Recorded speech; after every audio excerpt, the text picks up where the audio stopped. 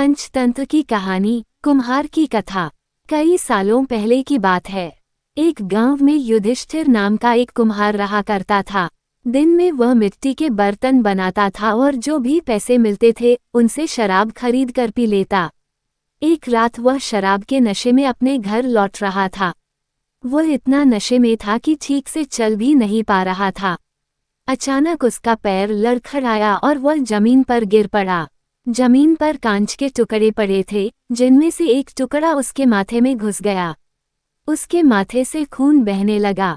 इसके बाद कुम्हार किसी तरह उठा और अपने घर की ओर चल दिया।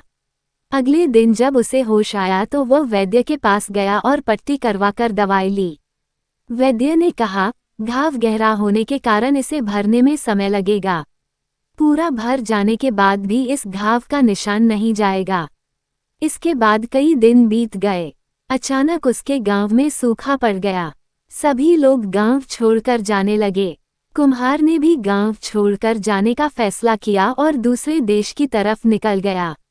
नए देश में जाकर वह राजा के दरबार में नौकरी मांगने गया।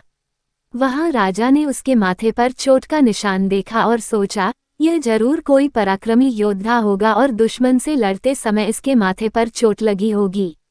ये सोचकर राजा ने उसे अपने दरबार में एक खास जगह दे दी और उस पर विशेष ध्यान देने लगे। ये देखकर राजा के दरबार में मौजूद राजकुमार, सेनापति और अन्य मंत्री उससे जलने लगे। ऐसा कई दिनों तक चलता रहा। एक दिन शत्रुओं ने राजा के महल पर हमला कर दिया। राजा ने अपनी पूरी सेना को युद्ध के लिए तैयार किया। उसने युधिष्ठिर से भी युद्ध में जाने के लिए कहा।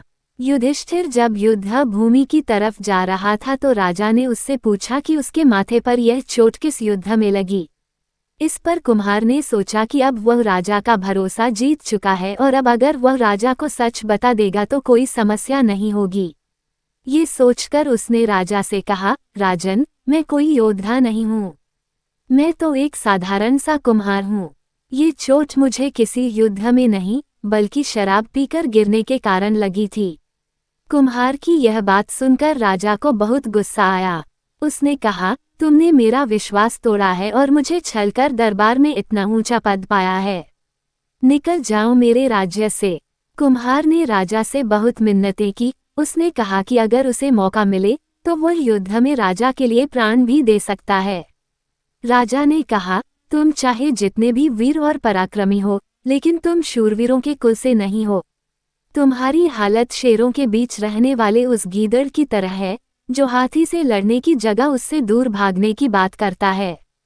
मैं तुम्हें जाने दे रहा हूँ, लेकिन अगर राजकुमारों को तुम्हारा राज पता चल गया तो वो तुम्हें मार डालेंगे।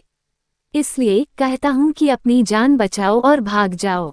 कुम्हार ने राजा की बात मानी और तुरंत उस राज्य को छोड़कर चला गया।